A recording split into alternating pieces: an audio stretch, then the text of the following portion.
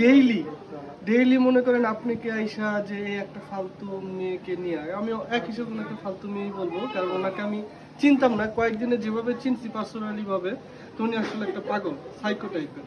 তো এই একটা মেয়েকে নিয়ে যে বারবার আপনাকে একই কথা বারবার বলতে হচ্ছে, এতে কি আপনার কি ধরনের মানে অনুভূতি আসতেছে যে একই কথা বারবার ওনাকে বলতেছে ওর সম্পর্কে?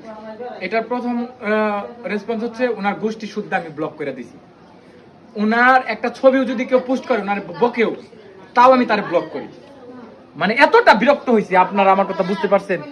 যার সাথে ডিভোর্স হয়ে গেছে, সেপারেট হয়ে গেছি, তার কথা, তার চেহারা, রূপ আমার মনে হয় এগুলো মনে করাটাও হারাম। আমি কোনো সময় ভাবি না, কখনোই ভাবি না। আমার মাকে প্ল্যান করে ক্রিমিনালি করে একজনের মাধ্যমে মোবাইল দেয় কথা কইছি কালকে, আমি ওইটারে ঠিক মতো ধুলাই করছি।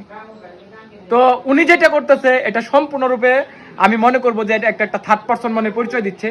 কারণ যদি ওনার লেভেলে ভালো কেউ থাকতো, ভালো কারোর সাথে মিশতো, তাহলে দেখতেন যে উনি ভালোভাবে ভালো কিছু নিয়ে আসতো, ভালো কথা বলতো। ওনার কথাবার্তার সাইজ, বচনভঙ্গি সবকিছু হচ্ছে আক্রমণাত্মক এবং হেয়মূলক এবং মানুষকে ছোট করে কথা বলা। এ হচ্ছে ওনার মানে ব্যক্তিত্বের আসল বৈশিষ্ট্য। আচ্ছা।